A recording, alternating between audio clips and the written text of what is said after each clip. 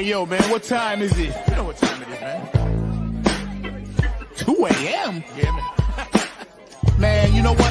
What's up? It's 8:46, bro. Wow, that's deep. Yeah, you know what time that is. Yeah, man. Nappy head, Yo, Funk Army. what's up? Stand up. Get it live, y'all. Yo, folks, drop that beat. You know what we gotta do. Yeah, man.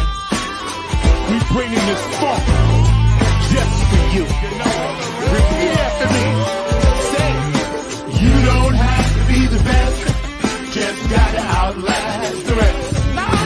You don't have to be the best, You don't. just gotta outlast the rest. No, you don't. You don't have to be the best, just gotta outlast the rest. You don't have to be the best, just gotta outlast the rest. United we stand, divided we fall. Should our backs ever beat against the wall, we'll be together until the jam is done. I'ma say that again for you. United we stand, divided we fall. Should our backs ever be against the wall, we'll be together until the jam is done. Here we go, y'all. Now let me tell you a little story about United We Stand. It says we're gonna funk across this funkless land. We gon' stand up and let our voices be heard. We ain't gonna let nobody stop us from spreading the spiritual word. The ruthless corporate greedy don't give a damn about the needy. We need everybody in the house to join us on this one, all right? Y'all say, united we stand, divided we fall. Should our backs ever be against the wall, we'll be together until the jam is done. Are y'all out there? You feeling me? United we stand, divided we fall.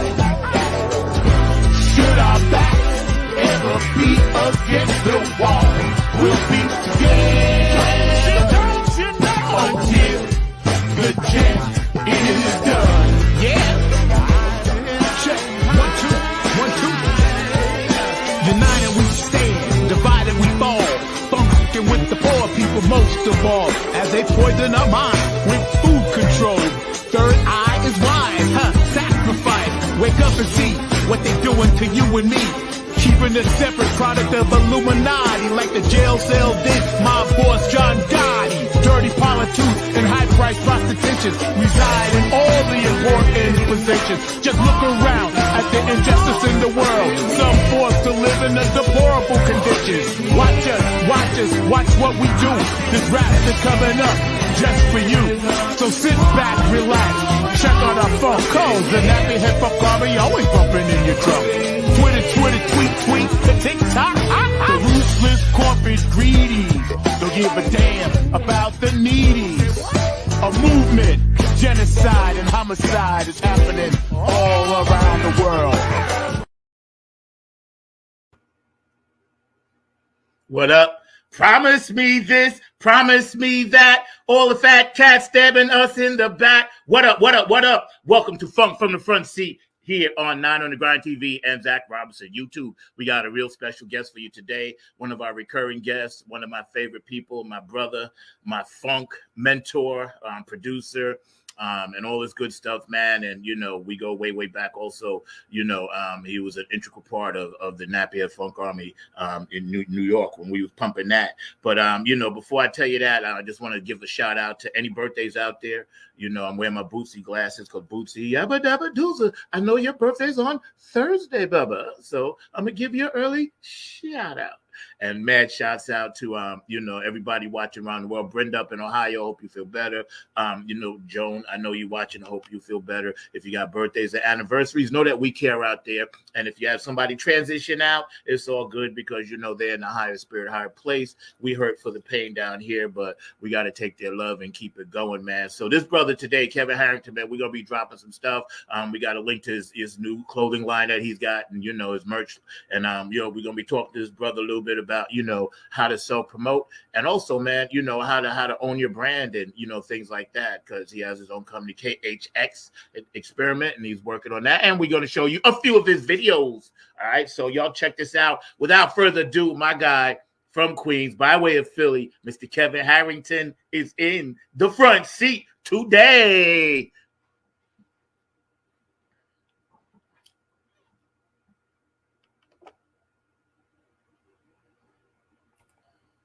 Yo. What up, man? What's good, man? How you been? I'm all right, man. Everything is beautiful, man. Good, How you feeling? It's all good, man. Good. Thank you for joining us today, man. I really appreciate it. Pleasure to be here. Hey, man, it's all good, bro. I gotta have you on every 8 weeks.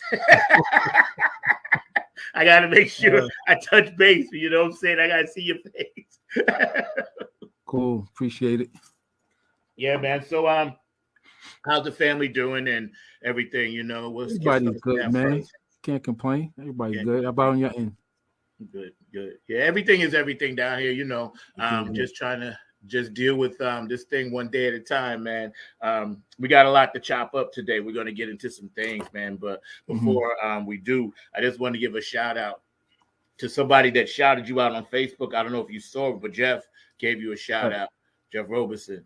Oh, yeah. How's he doing, man? Yeah. Oh, wow. Stuff. Yeah, so I figured I'd let you know because I know you're very busy. But blessings to him, man, on what he's doing. My God, yeah. He's nice. Yeah. See, and here's the thing, though. Like, him and I already been talking about another project between the three of us, too. So we got that. Yeah, man, we got that slated for 2024. Trust me. Nice. Yeah, I'm already like in 2024, bro. Yeah, we got to go. Yeah. But yeah, man, this music thing, man, that we do, you've been doing it for a long time. So for my audience, my first time is that, don't really know who you are and, it's not familiar with all the things that you've done. Give us a little bit of a background on how you came up, where you came from, and how you got into this whole thing, man. Well, I'm from Jamaica, Queens, Funky for Jamaica. I'm sure everybody knows that song. I come from a church background, church family. I got into drums because I had an uncle in Georgia. I lived in Georgia for a year when I was in first grade, and he was on the drum line. So when I was starting first grade, he was actually graduating high school. So I got to see him play his senior year and watching practice and stuff like that. So that piqued my interest in drums. But it was years later until I got started because my younger uncle, his brother, got me into all the sports. So that kind of took the forefront. And when I got back to Queens, I had two drummers on my block. Richard Ruiz, who I would have to say is probably my mentor, and a drummer, Richard Currents, who was a little older. He was already on the pro level. So there was a band. He came out of Queens, Creative Funk. Yeah. They had a big record called Ready Made Family, which is like a classic. Yeah. Everybody knew them. Yeah. So, in Queens, we had nothing but bands. Every block had a band, maybe two. So, that's what got me started. I wanted to play drums. I come from a household of singers. I was the only one that played the instrument. Right. And drums at that, which ain't, quiet. Nothing quiet, right? Nothing quiet. But through years of that, the same getting in a band with two of my friends. One was Richard's brother, Victor, and a bass player friend of mine, Ronnie Harrison, who was the drummer himself. But we decided I was gonna play drums and he learned to play bass because we Okay. needed a bass player. Right. You know, pat on the back to him. He just said, Right. "Oh, okay, we need a bass player. All right, I'll learn." You know, and yeah, if you get a chance, check his episode out on my podcast. I will. I will. Yeah, it was a good one. And from there, man, just wanting to do it. Like I said, Rich was probably my biggest influence. I could, go sit and watch him play. One of the more important things he taught me was who to listen to. So, Yeah. I'm coming up, I'm listening to the radio. There's nothing wrong with that because that's where the pocket end came from. That's right. Listening, Funky George, name escapes me, the drummer from New Birth, Diamond from Ohio Players, just trying to mimic what was on the radio. And then Rich gave me my first Billy Cobham album, and that changed everything. Copy. That changed everything. Billy Cobham was either you want to be a drummer or you don't, because just the attempt at you, like, most people go, well, forget it. If I can't sound like that, then leave it alone. But the fact that Rich was playing like that, yeah, he was playing all that Cobham stuff. So I know, right? That's fascinating all the time. Right. That's what's doing it. Like, I want to do that, and he turned me on Mile High Fish New Orchestra. Mind you, I'm 12. Right. So Mile High Fish, that took me even in a deeper place. I said, Mile High Fish, good Lord. And this was with Cobham when the first draft. Then even in Narada later on when they got bigger. And just so much, man. Return to Forever. All the groups. Mm-hmm. And it just became that. Besides starting to play in local bands around the way, we had a lot of cats. I think I met Omar at 15, Omar Hakeem, playing at they was having a thing in Ajax Park with a bunch of bands. Right. He came and introduced himself to me. I had heard of him, but I had never met him. I used to see Marcus Miller playing at block parties, and once I got in this band with Warren McCrae, who was the MD for Tina Turner. Yeah. Right. So he comes from, the other side of Jamaica, and that's where Bernard Wright and all of them were. Yeah. All them cats. And yeah, man, it was a great time, man. Queens was a hotbed. We used to on Long Island be afraid. I wasn't, but most people was afraid to go to Queens because they just felt like the musicians were just more superior. And I used to try to tell them, well, yeah, that could be true too, but also I think they're just exposed to more urban. Whereas Long Island, it was more country. It was more like rock, Zeppelin, and Edgar Winter, and that's where yeah, you know what I'm saying? So with us out there discovering our mother's finest roots and stuff like that first, and then we brought that vibe to the city. But I was always anxious to go. I was fortunate because my dad was a minister. So in Long Island, we used to go to church, Central Islip. We used to go to Brooklyn, Queens, and everything. When you go somewhere else, you just want to just lay in the cut and see what the musicians are doing, even as a kid, bro. And I said, oh man, these guys are way much better than my church.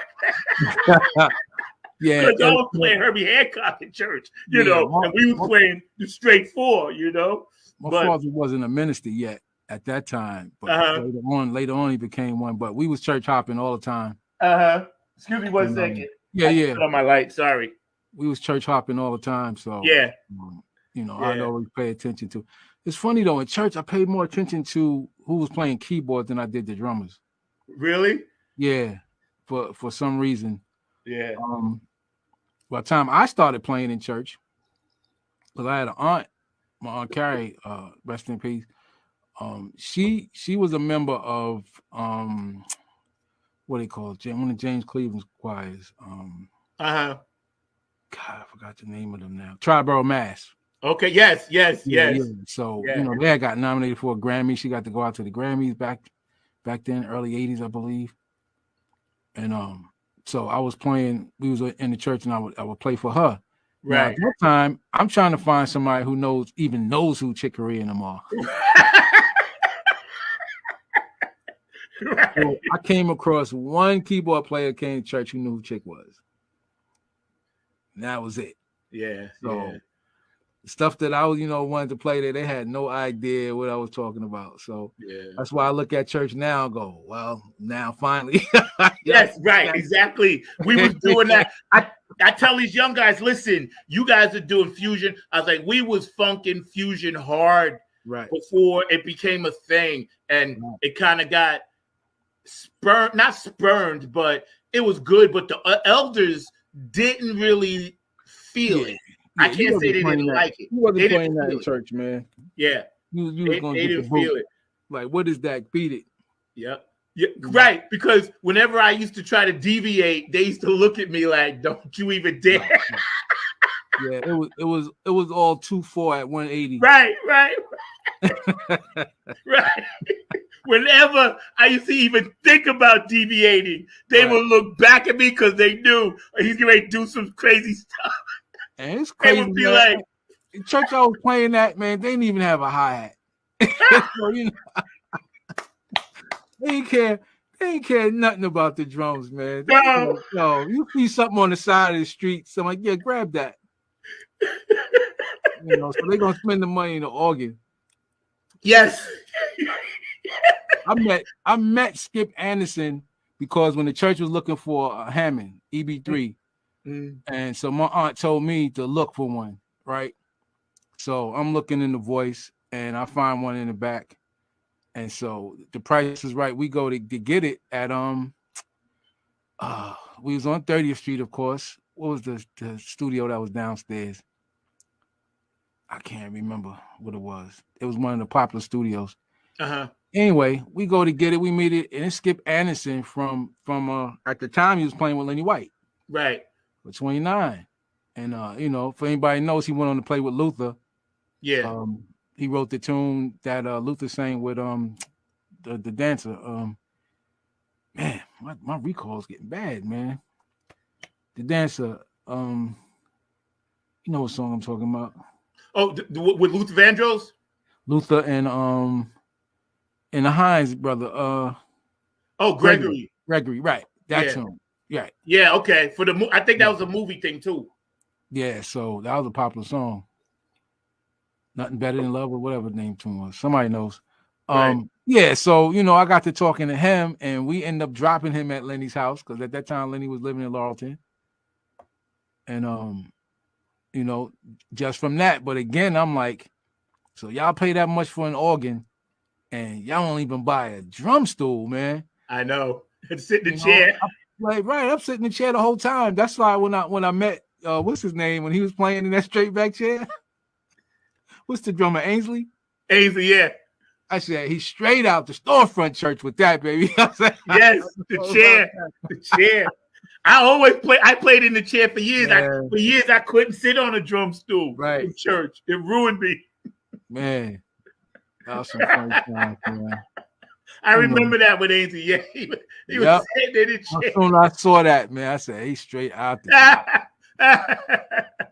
Let me ask you something. With the church cats now doing all the stuff they do, right? Do you think they have as much feeling and soul with giving of the music, or are they more about chops? Of course, I'm gonna go by what I see. Yeah. And the majority of them is chop bass, but you have, Corey Henry and certain other players that play the music. Yeah.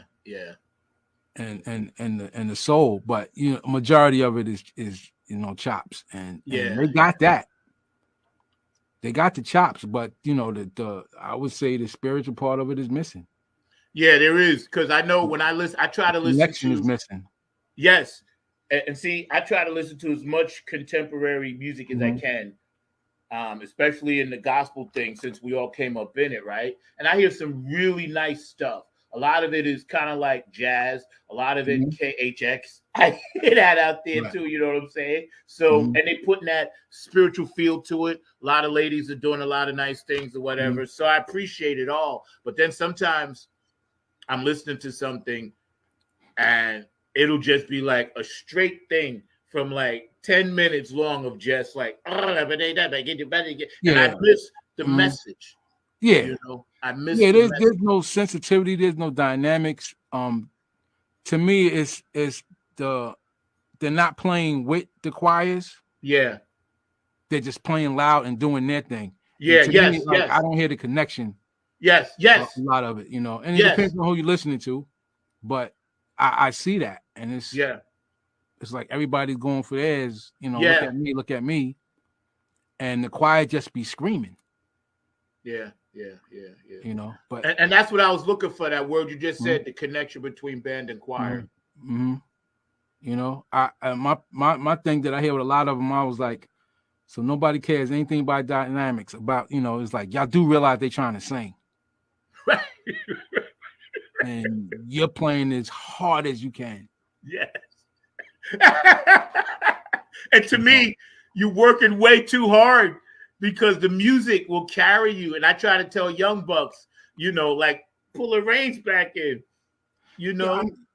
That's the thing. But I think overall, you know, it's become that, because even the choir accepts that if it's not sounding loud, then they don't feel like they're doing anything. If it's not loud and just, you know, at times it sounds chaotic to me. That's just it's chaotic. I'm like, I can't.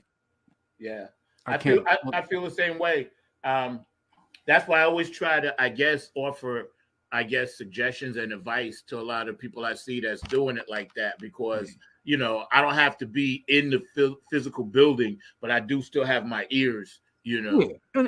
And even that is a certain approach. Yeah. To talk to them, you know, I don't knock them for what they're doing. It's like, yo, this y'all era, y'all do what y'all gonna do, but there's always an option, bro. And so just hear me out.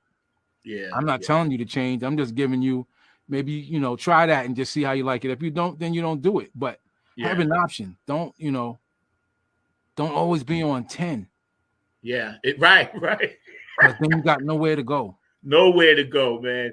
And if you start out on 10, best believe by the time you're into like the second song, the band's ears are going to be shot on stage. And then not understand why a cat who plays pocket gets to work. Yeah. Yep. They looking for people to play behind them, not on top of them. That's right. You know? That's right. And there's groups, again, like you said, we come out the Fusion era. That was your job, playing in those units. Yep. That's what you're supposed to be doing. Yeah. But when you're playing behind singers, it's a whole different set of your chops. That's right. And even the fusion music had the FMPs where you listen to some of those subtleties. Exactly. It was dynamic. It was dynamic. It still had an arrangement to it. That's right.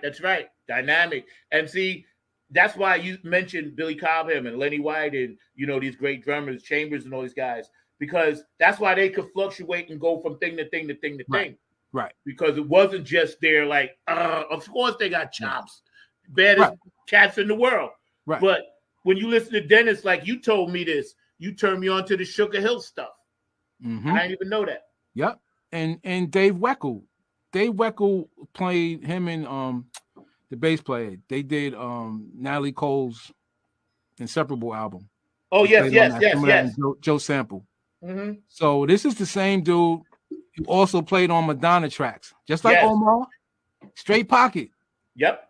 Y'all know what they could do, but straight pocket. Yep. So when you listen to that, go, you would never know that was Weckl. That shows you how great he is. That's right. I play what the music is called for. Yep. And, you know, but again, you know, they doing their thing, and it'll come, hopefully, you know. Yeah. But I mean, right now, that's the thing. Yeah. Because the same thing with the keyboard players, they playing 1,000 notes. But it is what it is. Now, my thing is, the difference is when we were playing like that, because believe me, when I first got in the R&B band, I was playing Billy Cobham roles. Yes. In it, right? But then I was 15. Right. 15, 16. I wasn't 20, 21, 25 playing like that behind, you know, people.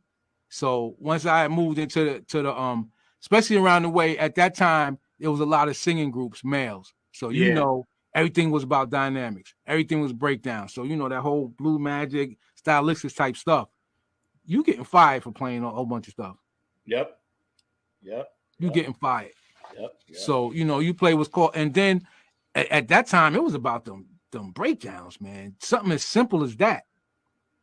You know, as Bootsy would say, something as too simple as 2 and 4. You know, what James Brown has illustrated that. Pocket. The funk, the one. You play anything more than that, then hit the door.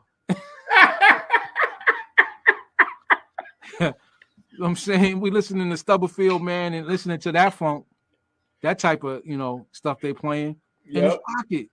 That's pocket. right. That's right. You know, I want to give a quick shout out to appreciate it. James Jones and also Elizabeth watching in Ireland. I love you guys, man. I normally do my normal long thing, but I'm in the process of moving, so I got kind of things packed up a little bit, but the show must go on. We hanging out today on Fun from the Front Seat with my guy, my brother, man, from another mothership, Mr. Kevin Harrington, man. And we just sitting here vibing. We got a little time we're going to spend, and you know, we appreciate you guys. Stay active on the chat line. Go back and watch the show. My producer, Mr. Markley, I love you, brother. You know, you mentioned something before about cats that did different things like Weckl and this and that. And you had mentioned something to me before where, you know, you take an Anthony Jackson playing bass and, you know, him writing the OJ's, one of their biggest hits, For the Love of Money, right? And then also, you know, when you look at the stuff he did on the disco tune, I Will Survive, playing bass on that too. You know what I'm saying? He killed that. Hey, right. He killed it for sure. There's not a single double note in there that he played twice, and he proved it all the way. Yep. That he slaughtered. Yeah, and what he did on Chaka's album. Yeah, I thought it brought a whole new thing now to R&B, and the bass players had to take notice. And I would say that's when cats realized I got to get a 5-string. Yes. Even though he was already playing a 6-string. Yes. You know, and a lot of cats just wasn't hip to that, but it's the way he was using it. Yeah. And so that's when people are like, oh, so I don't have to play a keyboard, get a 6-string bass. Yeah, I can play that low end. Yeah, because his grooves on that Chaka album, man, that's the tune that Ashford and Simpson wrote. Oh, Clouds. Woo! I knew what you talking about right away when you said after it says gotta be Clouds. And again, Steve Ferroni playing drums. Yes. Pocket for days. Yep. Pocket for days. Yep. I remember I first heard him on the AWB Live album I had. Yeah. Steve Ferroni.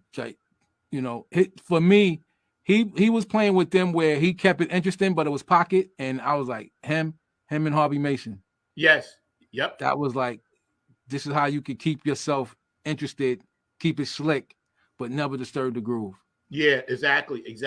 See, and those cats, because they came out of that post James Brown on the One era, they still had that in them, which made for great recordings. Like if you go back and listen, anybody out there that's watching knows this, you go back and listen to the richness of those drum tracks, even going all the way back to the Motown stuff. You listen to that backbeat, the richness of what those cats was putting in, the George Clintons, the Bootsy, the Frankie Cash, and Jerome Braley, all of that funk stuff and all of the stuff we just talked about. There was a richness there that a lot of young drummers today are seeking, but they're jumping over it.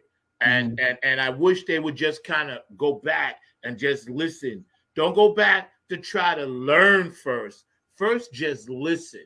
Right. Listen to Sly, how his thing was. Listen to all these different pockets and then start developing something different. Because right now we've hit the ceiling. There's nothing out there that I want to go buy or listen to. Right. Not even bands, not even bands. I mean, it's knowing your purpose of your part in the music. And again, because when we was coming up, we had a lot of teachers, and not directly, but to listen to. Yeah. And again, like making a record is a different part of your chops than live. Yeah. Yep. You know, it's that thing. So you want live to be another level, you know, but to make a record is something that's going to be, you hope for it be around for 50 years. Yeah, that's right. So it's That's important how you make the record. Yep. So, you know, and again, you know, people learn over time. Some people don't want to learn. I can't fault them with, you know, whatever's making them happy. That's right. That's right. You know. You got a nice compliment from Keith Jackson when he was listening. They played Dirty Vamp on P-Funk Radio. And he was like, wow, who's that on drums? And I was like, that's my guy, Kevin. Because you did it so slick, but it was so much power behind it and so much energy and so much stuff. But he was like, wow, y'all really put your foot into that. I was like, no, man, that's his drummer. Everybody else was just floating. That was Kevin doing that chops at the end. That was a great tune, man. That is still a good song. It is. I listen to it to this day, and I'm like, all right, you know, a little remastering, a little polish. We hit that hard. We definitely hit that hard. Yeah. Shout out to Prez. But we hit that hard, Tanya. Yes. Andre, right? It was Andre John. Oh, yeah. Y'all put the shine on that one, man. Dre put his foot in that solo. Yeah. Yes. Yeah. I just talked to Andre the other day, man. We were supposed to do something, but we're not going to end up doing it. It was far away, but he's doing all right. Wayne Woodford moved down here too, man. So I've been in touch with him. Yeah. Who? You said Wayne Woodford? He's in South Carolina. Wayne Woodford. I don't remember him. I didn't know him. Yeah, but he was in our circles. You just didn't know him. Yeah, I didn't know him. Right. Yeah, he's a killer, man. Is Dre in North Carolina? Who? Andre, is he in North Carolina? Yes, he is. He's in Asheville. Okay, that's what I thought. Yeah, he's about 3 hours from me. Okay, southwest, which way? Yeah. Which way from you? Is he further south or to the west? No.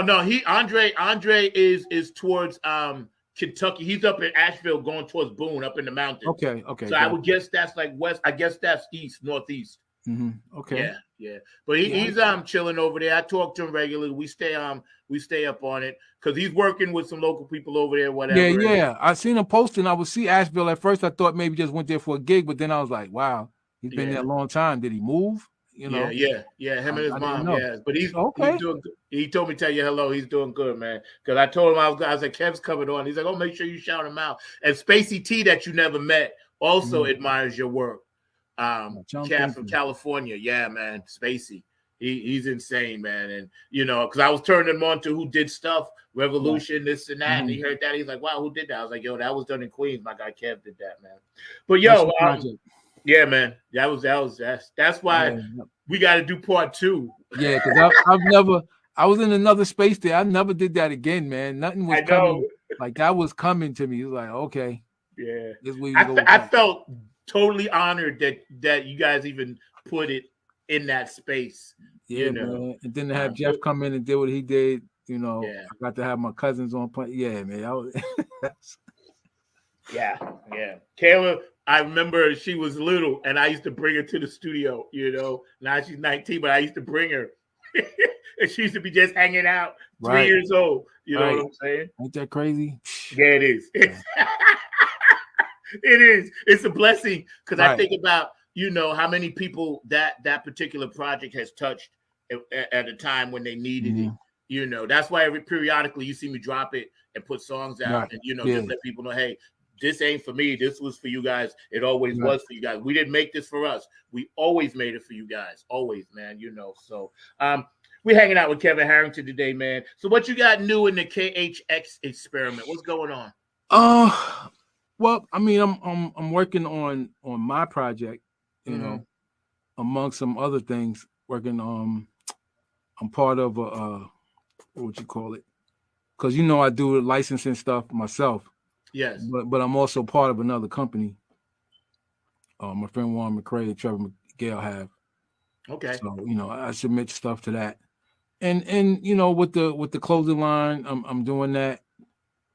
We're in negotiations now to maybe do a gospel project with a artist from here. Mm-hmm. And yeah, man, just always trying to, you know, do something. Yo, man, that's what's Is- up, is- man. You inspire us, man. So by all means, keep doing it. And I was looking at this back, authentic technique, emotional feel, tone dynamics, rhythm, tempo, Oh yeah, space, yeah. crazy. That what's name shirt? Yeah, Yeah, I love that, man. I yeah. saw that. I was like, yo, that's pretty much says it all, man. Right. But congrats, because branching out and doing the licenses thing and making all of these beautiful merchandise pieces, individualized pieces for people, man, is definitely the wave of the future. And you've always been progressive anyway. So you've always had your ear. You're the first person that turned me on to Facebook when I was on MySpace. You told me, he's like, yo, man, this is who they call Facebook. And I was like, what are you talking about, Facebook? I was like, I was still trying to master MySpace, and I never forget it. I was living in Staten Island. You said, nah, man, forget that. In that Kevin kind of voice. He was like, nah, man, forget that. And I was like, okay, you've always been that for me and for everybody else. So that speaks volumes, man. That speaks volumes, bro. But I've been noticing with this new technology and this new way we have to sell music, merch, and everything else. I love the fact that you said we have to work together, because I wrote down some notes that you and I were talking about when we was prepping the show a couple of weeks ago. And we was talking about working together for the greater good of humanity. Give us a little insight on what you feel that means. To me, it's always having the positive in whatever we do is being positive, and that's not always easy. Me, that. We both know the low points that we've been in our life. Yeah. And sometimes the hardest thing you want to hear is somebody saying to stay positive. Yeah. Because it's not easy. Nah. It's not easy. And so the state of the world, it's not easy. All you gotta do is turn on the news and you be like, oh man, I don't even want to leave my house. Yeah. But again, I think the older I get, I don't want to say that I'm desensitized, but in a sense, we've seen it. Yeah, that's right. We've seen it, So when I hear comments, and this is my personal thing, when I hear comments talking about, things are getting, the relations is getting worse, I'm like, I don't know what world was y'all living in. Worse. And you can tell me when there was the period of it being good, then we can get from there. Right. Because us being older, us being kids during the civil rights era, I'm like, tell me when y'all talking about. Because I know it was only worse before me. Yeah. And so since I've been here, it's like systematically it's been done a certain way, but it's never went away. Yeah. So, and I got to say, we live in the age of distraction. Yes, we do. I even have that on the shirt. We live in the age of distraction. And marketing is the great brainwasher. That you're distracted to things that matter. Because again, they want people to be sheep and just do what we tell you. And those who don't fall for it, then you become an enemy of the state. That's right. That's right. And we see what happens to we've seen what happens to those people. Now instead of giving you the bullet, it's more popular to ruin your character. Besmut you. That's right. Because people, again, they such a follow the leader that they're gonna believe the bad thing first. Yep. I was watching it's a new show that came on in this guy he's some type of profiler. Oh yeah, I know you talking about. Yeah. He the cop, they were talking about a case and the cop said, well, this case is closed. He confessed. and he said something very, which most people don't think about. He said, so if he had to say he didn't do it, would you believe him like you did because he confessed? She ain't had no answer. Of course, this is scripted, but that's true. Yes, right. That's right. So if I confess, you accepting all of that, because we know there's people that's coerced into confessing and didn't do it. That's right. But you take that, oh well, he confessed, so he did it. So if he had said he didn't do it, nah, we're gonna investigate this because we don't believe you. So why did you believe the fact that him saying I did it, opposed to if the same guy says I ain't do this? Yep. It's such a mindset. That's right. That's right. You said something interesting, because as a mindset, we are, when you mentioned like sheep, right? And the age of distraction, everything now. And like you said, getting older, you start to see this, that the spirit in you lets you see clearly the darkness and the light. And in this country and in this world right now, which has been foretold, is me and you come out of scripture, so it's not anything that we wasn't told already. That's right. Our grandparents have been saying it way back then, and we living in it. Yep. That's the thing. We are living it. And it's not weird, but it's just like, I'm like, well, I shouldn't be surprised. Right. And I'm not. I'm told. Not. Right. I'm not surprised at anything, and you just see it coming. With the technology is distraction of what they're doing. Yep. People look at certain things as convenience. Yeah. It's like, really, you think that's convenient? Yo, I was laughing the other day because I remember I know we came up watching Super Friends. Yeah.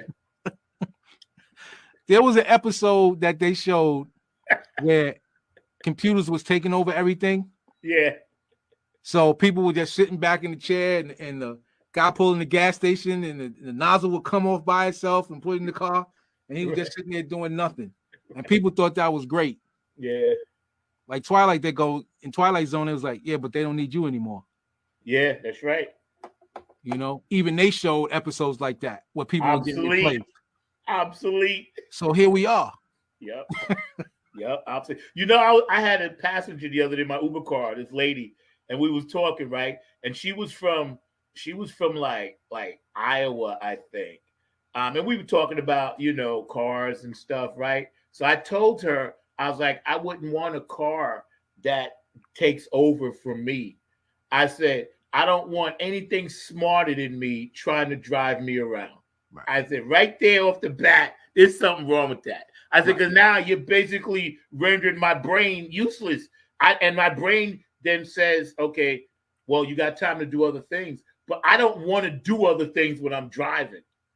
I want to focus on the highway, Right. And these little things, they slip them in subtly here, subtly there. Exactly. And they push them off as convenience, though. Yes. Yep. This is the microwave age. Everybody just want, oh, great, I don't have to be doing this. I don't have to be doing that. To where it's like, you don't see that where you're not going to be needed at all, or they just going to be telling you what you're going to do. Yep. It's insane, man. You ever notice sometimes? That's right. You ever notice sometimes when you're just trying to make a conversation or call a text, and Google will just open itself up and be like, "Bing," what you want? Yeah, it's listening to you the whole time. Yes, all the time. I'm like, why are you doing this to me? Right. So I didn't ask for you. Invading your privacy is being sold as convenience. Yep, that's right. That's right. Oh, so when you go online, things will pop up that it was like, okay, so how did it know that I was interested in looking for some new whatever? Yeah. I've been listening to you the whole time. Yep. Now, some people go, oh, man, that's fire. That's dope. Nah, man. So when you say something wrong or against somebody, they recording all of this. They got it. That's right. They got it. Technology is a tool like anything else, and we need it for certain things. And that's how it should be used. That's right. That's right. I don't know why. And there's something I want to get into you with too. I want to ask you a question about it. We're hanging out with Kevin Harrington today, man. This brother's amazing. Please follow his link tree down at the bottom. Check out his apparel line and his merch line, and everything that this brother's doing is dope. He's a reg on the show, man. So, shout him out on this beautiful Saturday afternoon. Funk from the Front Seat, 9 on the Grind TV. every Saturday at 12.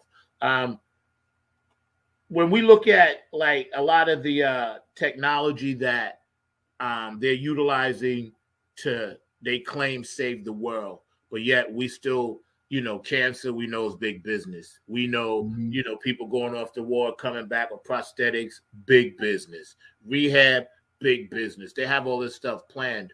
How can we as artists bring light to this? It's interesting that you say that, because I forgot what I was looking at. If we look at, I would say in our time, the 60s was all revolution. Yeah. All artists felt that they should be saying something in their songs. There it is. There's no, and I just designed this shirt and haven't put it out yet. But music is the best teacher. You put something in a song, more people will listen to that than somebody getting up making a speech or something like that. Yep. That's to me, that was the whole basis of hip hop. Yeah. You got something to say, and that was the best way to say it. Yeah. Because you don't have the platforms that other people have, but put out a song, people will listen to it. Yeah, that's right. That's right. Public Enemy, my favorite. Yeah, mine too. That was the whole basis. Yep. Where other people were talking about at first, the partying and stuff. Nothing wrong with that. But when you realize that, like, hey, I could put this in the record too to make people think. Yeah. And what did George Clinton say way back? Think. It's not illegal yet. That's right. That's right. Not yet. Yep. But as you can see, they're trying to get rid of that. Yep, that's right. When Grandmaster Flash first came out with "Don't Push Me, I'm Close to the Edge," we used to all listen to it. And I had some white friends back then, right?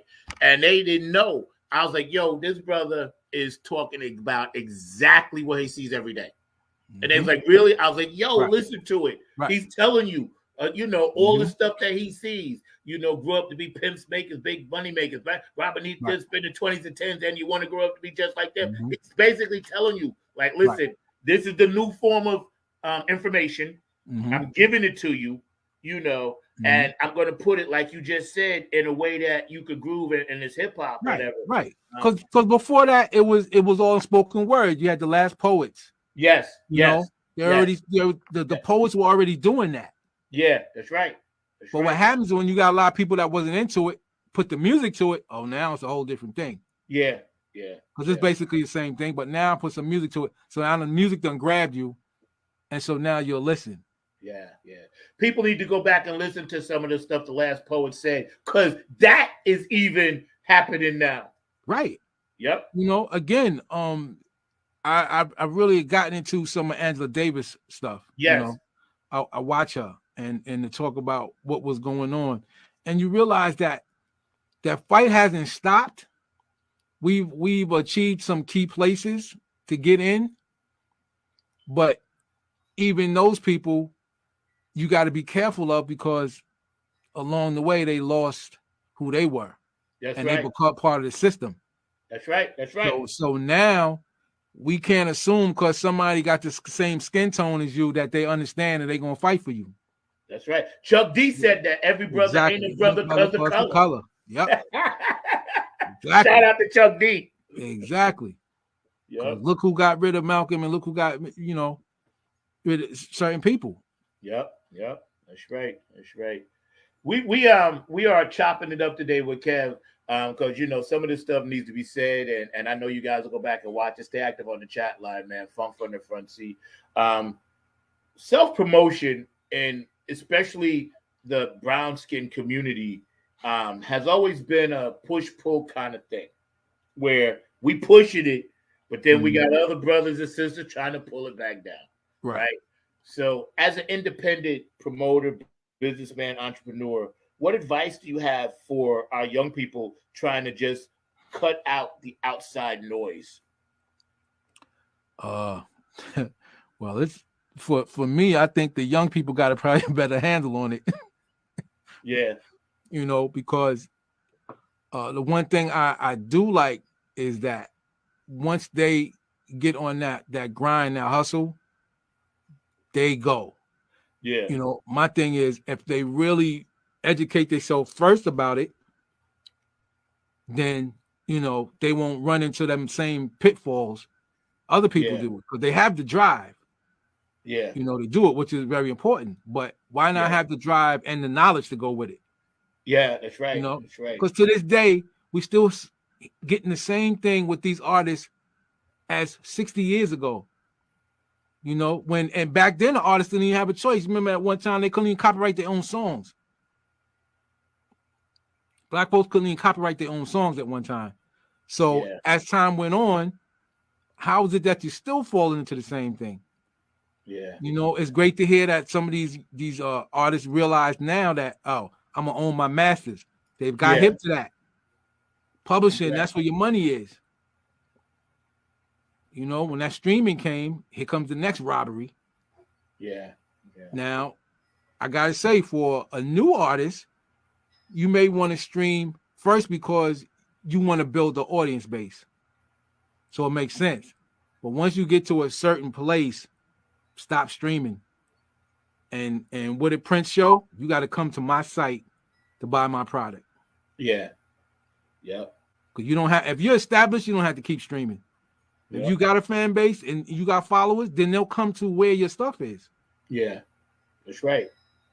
They'll come to where your stuff is. So have a site. You cutting out them robbing you with the streaming, playing you 0.3 cent. It's ridiculous. But somebody's making the money. That's right. That's right. This is why we see so many tours right now by artists, because the money's being made from the live thing. Because none of them are making money off the streaming. Yes. And I was going to get into that with you, because you're right. Because everybody is coming out of the woodwork to tour if they got the means to do it, make it pop. Which is good for the consumer. It's good for me because you get to see people that, I'm glad to see you back out here. Yeah. And I like the fact that, Rick James has his Stone City Band and they out doing stuff. Some of the people that passed on, they still got some of the cats doing it, keeping that name alive. I think want to see that, though. Because, again, the industry is overlooking our age group. Yeah, that's right. Yes. As I always say, the original hip-hop people. Yep. So people still want to see those acts. Like, even in the 90s. Like, my daughter, when somebody from the 90s hits the road, them tickets, she said, hey, you don't get them tickets in the first hour, you probably ain't going to get them. Yeah. Because there's a demand for that. Yep. But then, the big companies, they not even, looking at that. Like, there's money. They leaving money on the table by overlooking a certain demographic. That's right. Because they just want to cater to the young people. Why? Because they can mold their minds. Yep. And see, that's why your iHearts and your this and your that, and nothing against them. And again, my opinions are just that of Funk from the Front Seat, not StreamYard, not Facebook, not YouTube. Right? That's why I'm sick of those people, man, because they make it so difficult, to just perform your own stuff, let alone trying to be on and be a supporting act. They call it, they don't say opener no more. Be a supporting act, right? Because some of these supporting acts, they're contradictory to what the act is. Like, I saw a folk act open up for Trombone Shorty and Dumpster Funk. And it was a girl playing folk music. Now, she was great. She was good. But just because she had a following in that area over here in North Carolina, they put her on to open, right? And I'm thinking, well, you didn't even, like you said, you didn't even look further than that. Right. There's other things that could have went on, to slide in that slot, including us, Right. But it's just bizarre, man. Like, young people that are running these places don't see past 30. Right. And what you had to take into account, Zach, is so if you're a promoter, right? So now you're not looking at it from the music side. You're a promoter. You're looking at it strictly from the bottom line. Yep. That's it. What's going to sell? What's going to put money in my pocket? And that's an issue. Now, I can't blame a businessman. If you're in business, that's what you're in business for. Yeah. Again, these promoters are not the same as back when the promoters was about how great the music was, too. The music would sell itself. Yeah. Now it's just about who can I get to come. Yeah. So like you said, if I got to put this folk singer because she has a big following in this area, that's who they're gonna get because they're trying to make money. Yeah. Yeah. This is why everything has turned into a jazz festival, right? And you see maybe 2 jazz acts. Right. That has to do with insurance. I found that out from a promoter. Uh-huh. When I was on the road, and he was like, "Oh yeah, if it's a jazz festival, pays the lowest insurance. Nobody wants to say a hip hop festival. It's millions of dollars for insurance." Yeah, yeah. So they Mindset. go, oh, Yeah. right. So they go, oh, it's a jazz fest. Make sure you put 2 jazz artists on there, and then you go, but everybody else in here is R&B, or Yeah. I ain't mad at that. But why is it called a jazz fest? Call it a music fest, and that's the behind the scenes things about that. They try not to pay a bunch of insurance as a promoter. That's right. Which and insurance actually went up even more because of the COVID thing now. Right. It's the one thing that we don't that I know of. I haven't heard of any fights breaking out at jazz shows. Nah. So that's True. why the insurance is. That's is true low. though. It's a fact. That's what happens. Yep. At hip hop, they almost going. We know it's going to be a shooting. Oh, it's gonna be something happening. So right. Yeah. So that's an insurance thing from the promoter's side. So that's all they're trying to do. That's why a lot of times, even with like we were saying before, funk festivals, they have to be done by musicians or a promoter that's involved with more than just the bottom line, who this music needs to be heard. There's still some out there. I saw online some pictures from what they were calling the Orange County, I think, funk festival. Yeah. I was like, okay, Evelyn Champagne King, I enjoy her. Climax, again, this is where we realize that the word funk has grown into something, like the size of jazz. Maybe not as big, but it's all different kinds of funk now. Yeah. So some people will go, man, none of them people funky that's on there. Yeah. But certain grooves can be funky because that's when we get into, the definition of the whole thing. Yeah. It's funny because this band out of Atlanta, Funk You, they come through here, they'll do the link or whatever, and they down there and they tour Motet. And these guys that will listen to a lot of Herbie and Fusion and Chick Corea stuff have now crossed that over with their own progressive kind of whatever they're learning coming out of college kind of thing. Mm-hmm. And they're playing funk-ish stuff. Right. But it's not funky, but they don't even have a category for when they go out, but yet they still getting the work because of their skin color. And this is what be pissing me off, because they're not even the promoters know, like you said, okay, if we put these white guys up there, they may not be playing as funky or whatever, but we feel there'll be less of a chance of violence. And see, that's so discriminatory against acts that really want to get out there and pop, Yeah, but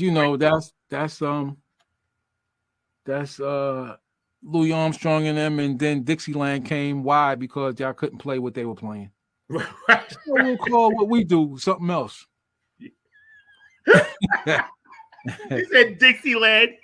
You're right, no. Do something else. You know that you see they never mess with bebop. Right. Like, we're not gonna try to do something else. Like either you can play it or you can't. Right. That's true though, man. But, go ahead. It's what that's what happens, and that's the system. And at times it's like, it's not right, but then you just gotta go, what can we do ourselves? Yeah. Because you can't always like, hey, if that's what they want to do and that's what they want to do, we got to be self-sufficient on our own end. That's right. And our people have always done that. Yeah. You had that discussion about the funk world coming together, building some type of alliance to help each other. Yeah.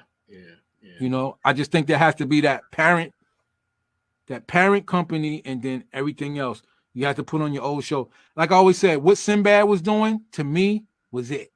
Yeah. That was it. He ain't getting no help though. Yeah. That should have never went away. But to me, that was the prototype. Yeah. And he could do that every year, then it could be done. Yep, that's right. That's right. And we have enough black dollars. I'm sick of people saying there's no black money. That's not true. Black folks get richer every year. Yep. You know, it's just the mind focus on what they want to do is just getting that right connection. What you're doing, being a bachelor with Bootsy and his wife. I just think sometimes like people like him would have to go to the table and to say like a Bob Johnson, and not even somebody there, but somebody with some money, a ball player that, I came up on this with my parents. Sometimes you just gotta find them because they got the money. Yeah, exactly. They want to do that. Exactly. Because like you said, we still here. Our generation, it's not like it used to be. We are all living prosperously in our spirit longer because times, health is better, this is better, that's better, whatever, right? I'm not saying it's better spiritually, but so they forgot there's not even any radio stations for us to listen to. Right. Even on satellite, they'll be playing P-Funk or Bootsy or Dumpster Funk or, Roger Troutman or Bernard Wright or whoever, and they'll be calling it soul. Right. You know what I'm saying? And I'm like, Jesus Christ, even in the internet world, you can't even give what it is it's due. Right. This is why I constantly pump Tom Brown. He's a nice guy. I met him down here. I constantly try to pump people like Bernard Wright. I constantly push that stuff out there, to people because I want them to know, listen, there's a whole nother category of music you guys ain't even listening to that you need to hear. If you say you like music.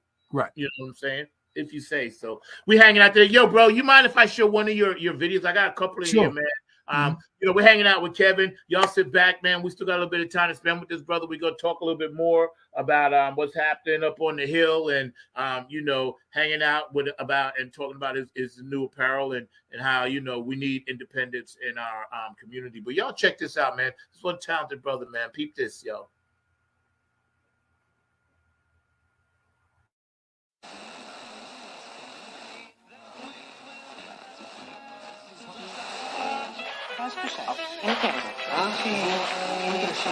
Hey, thanks for joining us. Today on Musician Rewind, we have KHX, the Kevin Harrington Experiment. We're going to get into his latest single, Smooth Oasis, featuring John Groovalicious Willis, and then we're going to get into the rest of the project.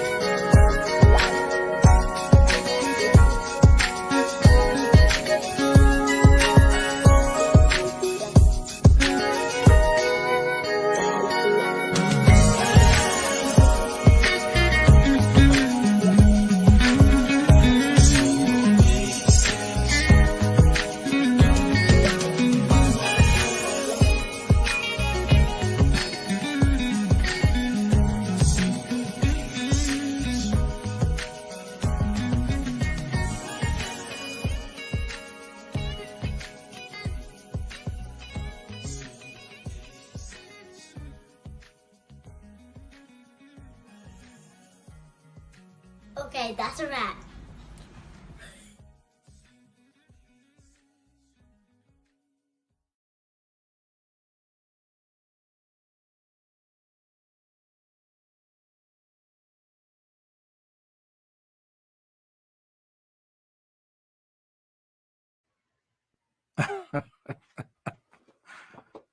I forget. That's at the end, yo. Yeah.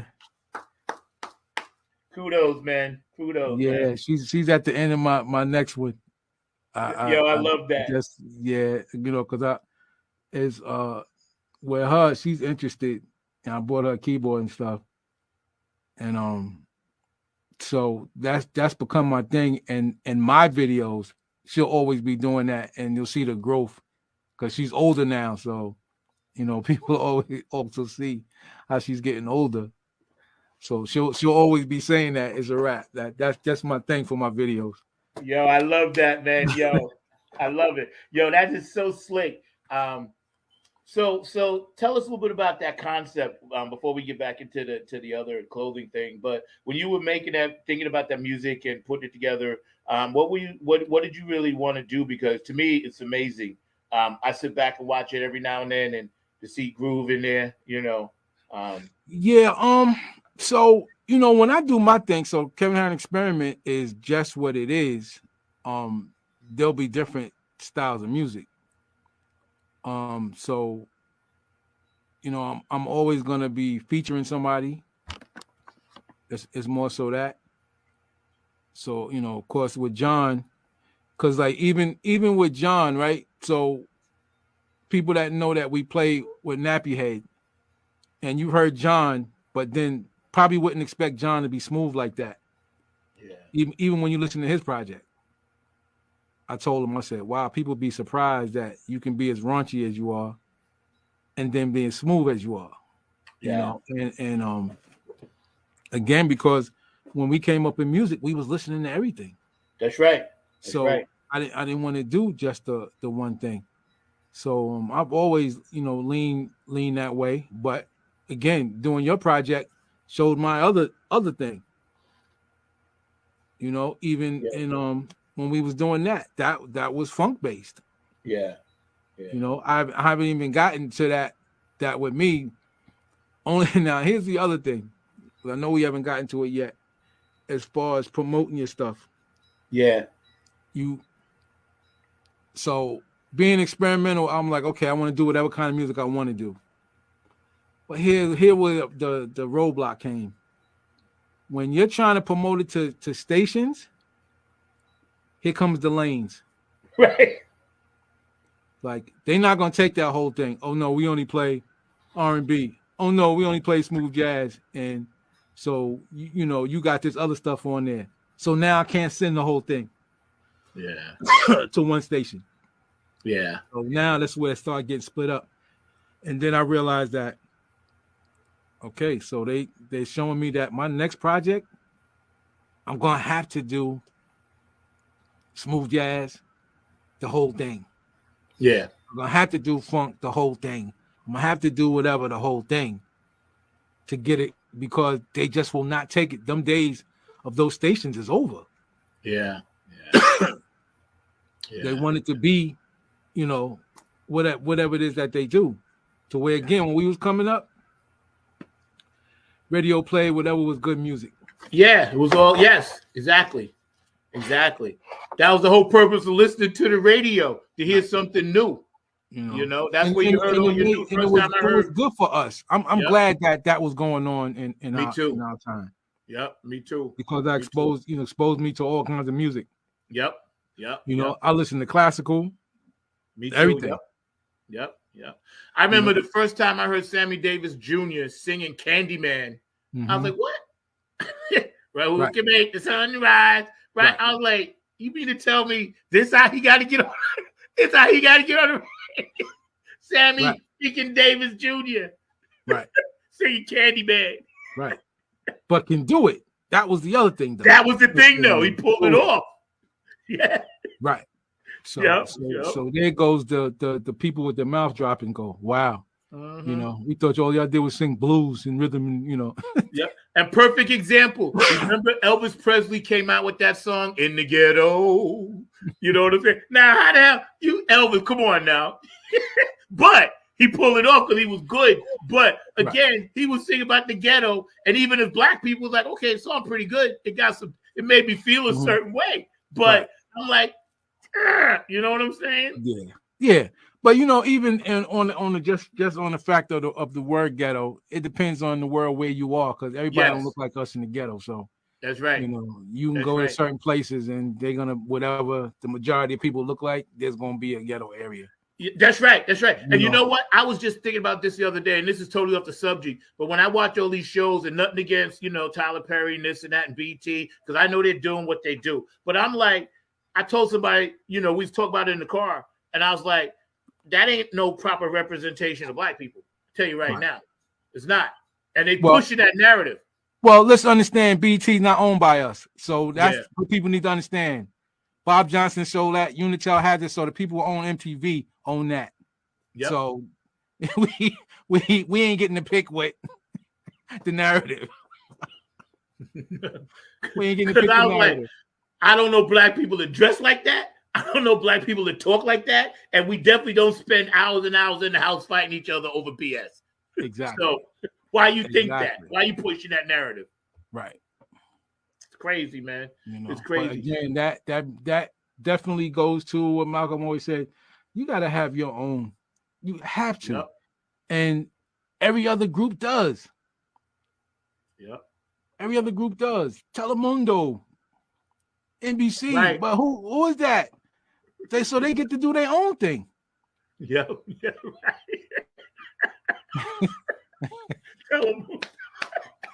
It's funny though. It's true. It's true. It's true. Sábado y Domingo. They had that a long time ago. You know, how come that they didn't want Bill Cosby to buy NBC? You know why? Yeah. Yep. It would have been the dominating network. Yeah. Can't have that. Yeah. Can't have that. So what's my man? Byron. Oh, yes, Byron Allen. Right? Byron Allen. Yes. He's doing the right thing. Yeah.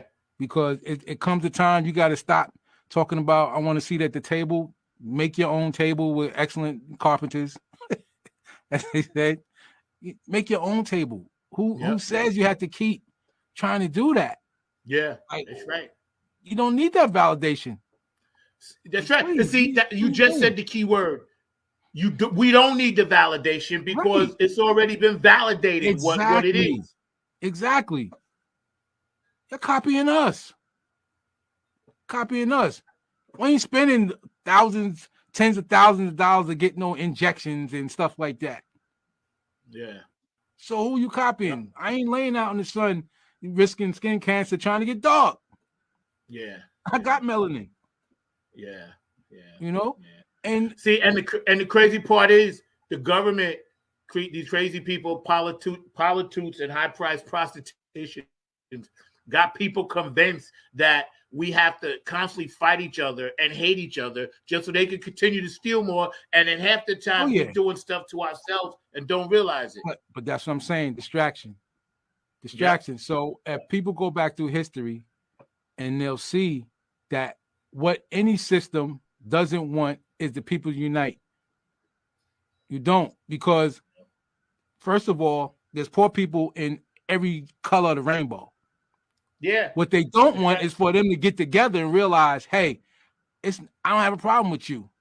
Guess who's telling us that we should have the problem? That's right. That's when the issues come. Yep. When they used to say the all power to the people, all power to the people, not just power to the people, all power to the people. And when you start seeing them groups get together in the 60s and going, yo, we've been duped. They've been telling me certain things about you, but now I'm realizing that y'all not the issue. Y'all not the problem. We all paying taxes, and look what they doing with it. So they want me to blame you for the way things is going. Really? I ain't taking money from you before you even see it. That's right. They're trying to tell me, oh, well, you're on the system. First of all, everybody on the Hill is on the system. What are you talking about? Right. They're getting paid through your tax money. Yep. So, you know, Yep. like you said, that's been the issue. So as long as they can keep people fighting, they can keep doing what they're doing. But anytime they see a powerful voice come to unite, gotta go.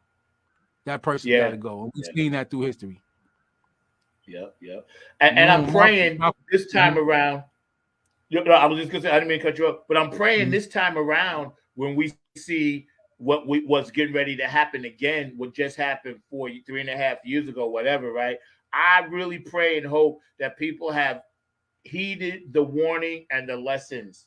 Like, don't get caught up into trying to hurt people, intimidate people, scare people.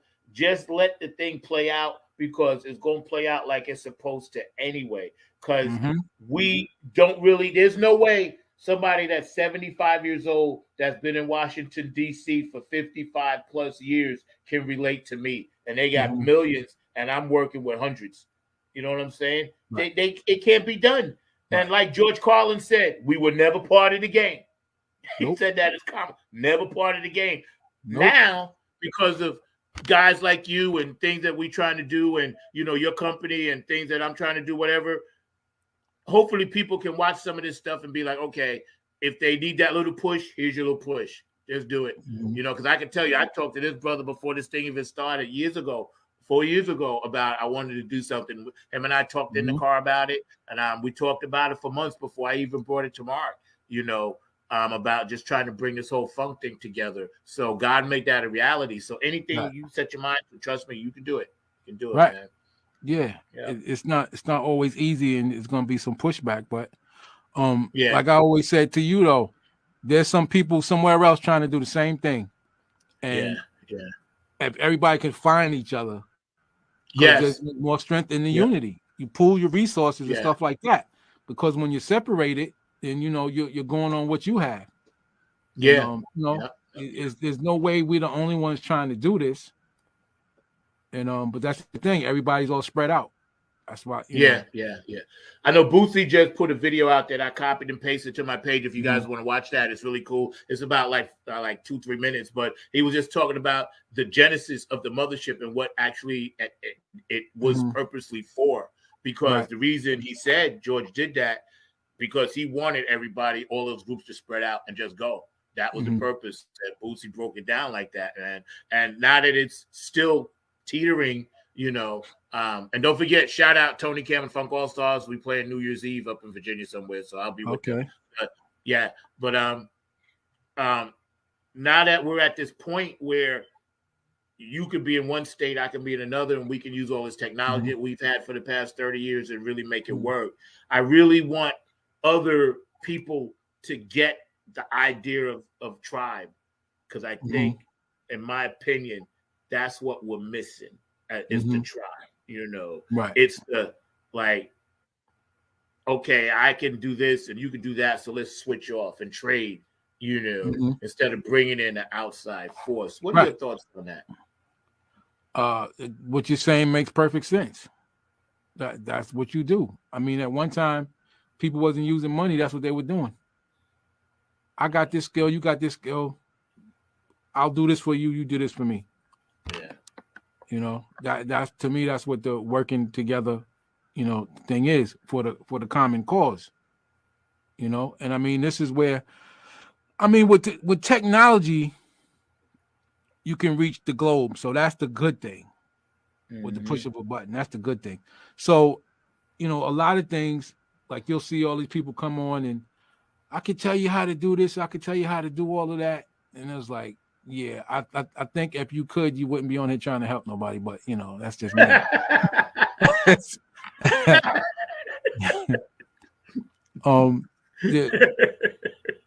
fact of the matter is when you start a campaign, it's almost like you got to do like come up with ideas, like what you consider using, you know, funk heads.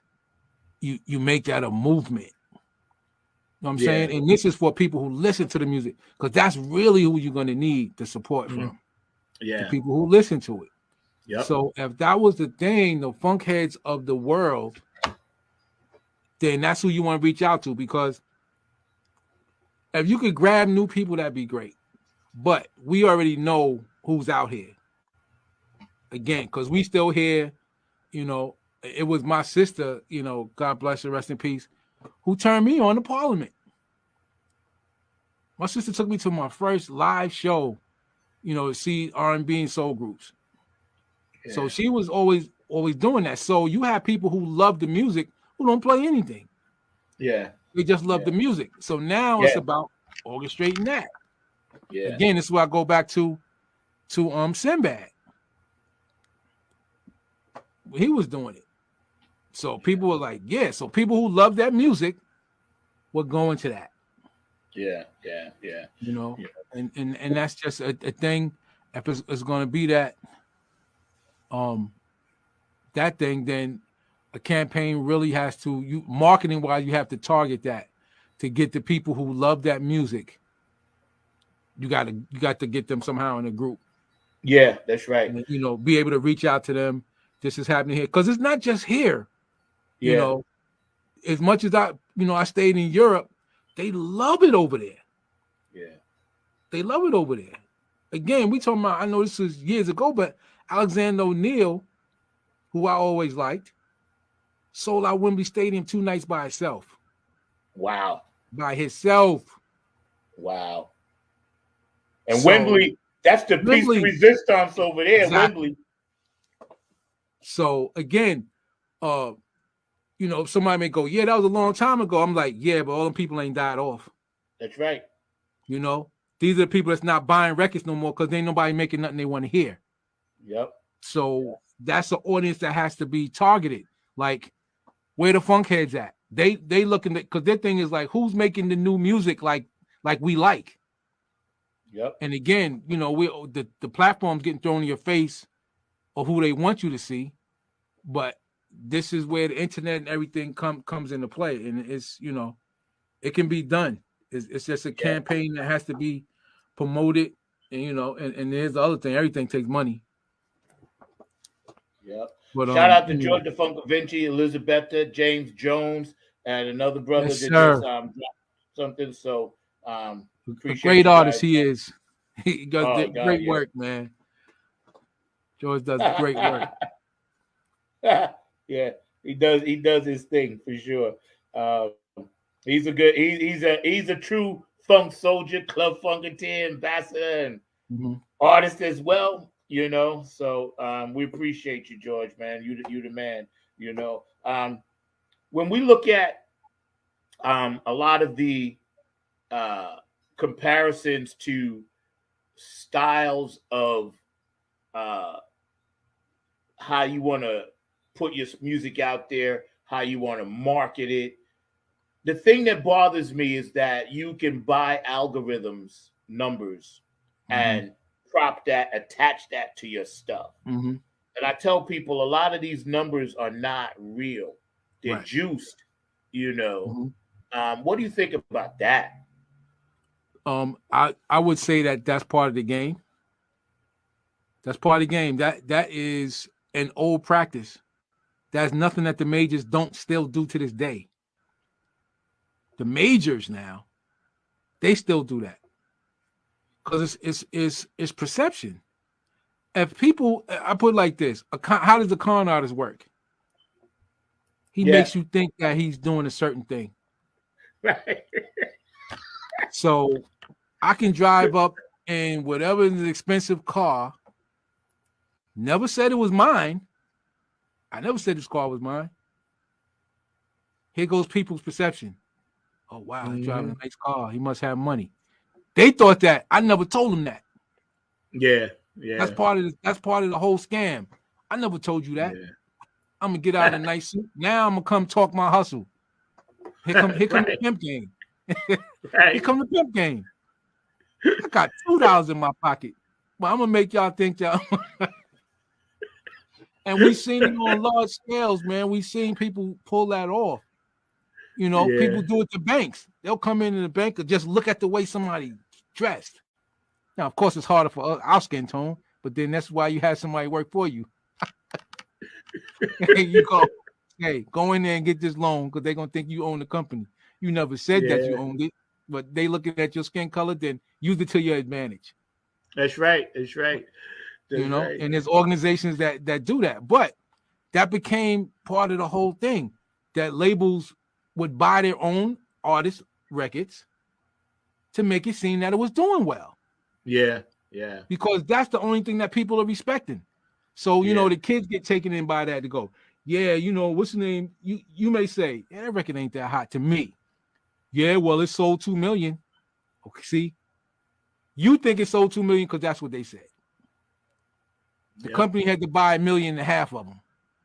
But if it makes the public think that's what happened, then there you go.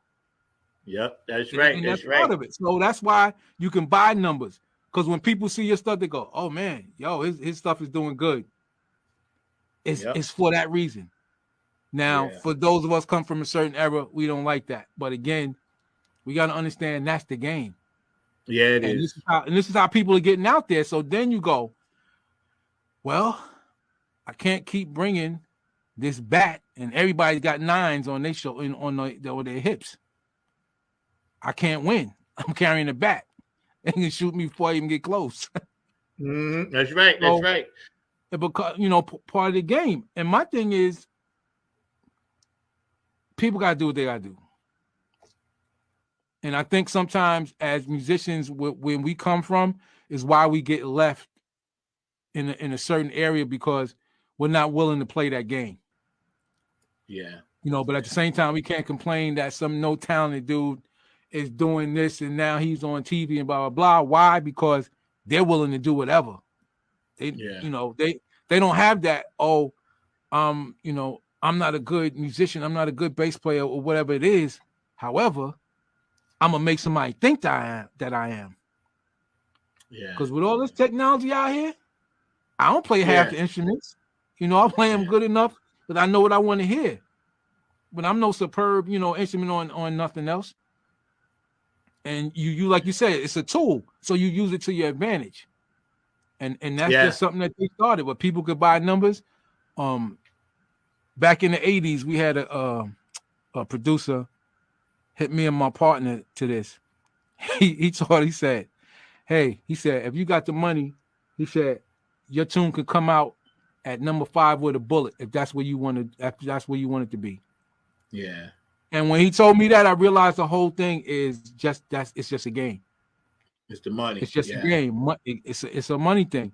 You could pay to have your record where you want it to be, point blank.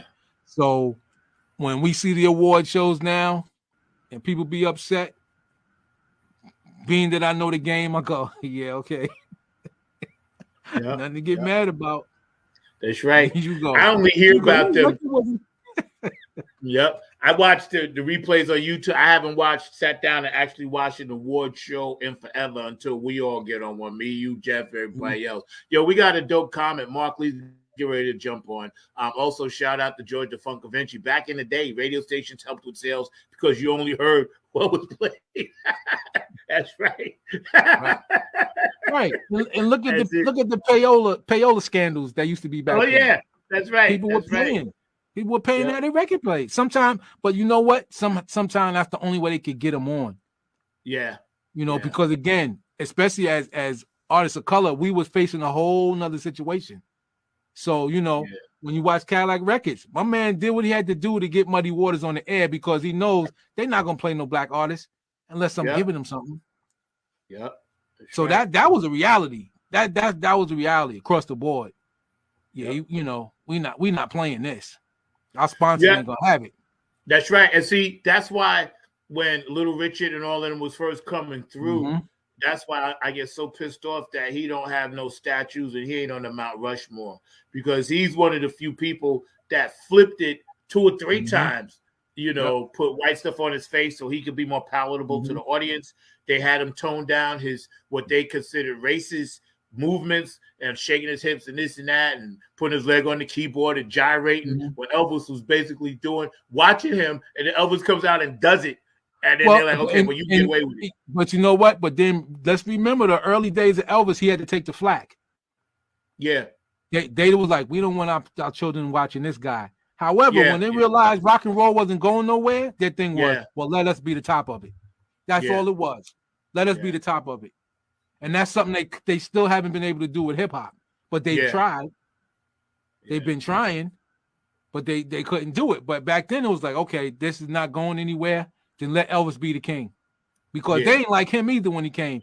Talking about all that gyrating and stuff he was doing. What did they say? Because he was dancing like black people. Yeah, that's right. That's right.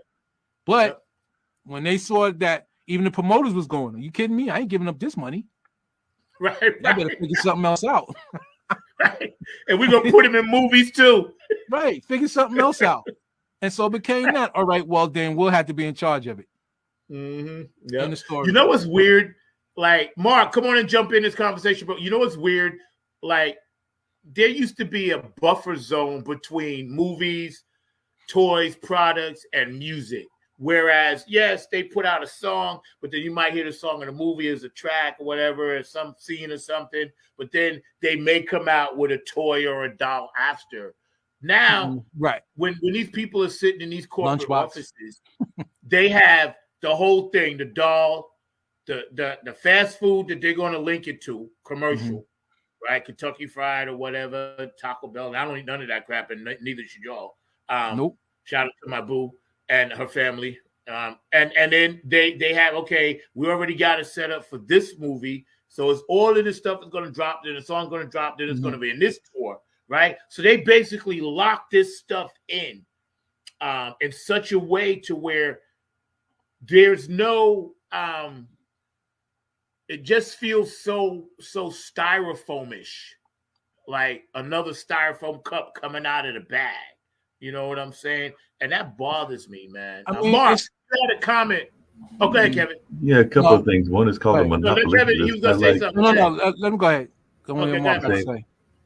It's called a monopoly because that's what it's all about. You look at who owns the venues, who owns the labels, and a number of other things. So I think about like people like Live Nation and a number of other ones in that space. So they also tapped into the toy and the movie industry as well. And I'm sure that Kevin knows that. I was actually going to mention something that he mentioned earlier because he's talking about that old school style of payola. But I also remember the record pools. And I'm sure that Kevin remembers the record pools as well. With DJs, they would get together and that would be a way to get the music out and all along those lines. But what I mentioned to you earlier, and I'd love to hear your thoughts around this, Kevin, is the Global Music Initiative. So President Biden has put that out. There was actually a kind of a press announcement about it with Anthony Blinken, the Secretary of State, who apparently is an amateur musician, and he was actually playing Muddy Waters and all along those lines. So he's playing Hoochie Coochie Man, and apparently he's a pretty decent musician, but it is to get musicians of various genres. I didn't see enough funk, but I did see that they were going to take some jazz to like China, to Saudi Arabia, to a number of other places, and the applications actually start in November. So I think that Zach needs to apply. I think you need to apply too. So maybe this is a way you should get the application, bro. That's your job. But here's the thing about that: jazz has always been at all those countries. Because I don't see where they're doing anything new. There's jazz artists right now been to every country that they mentioned. So I'm kind of want to know what.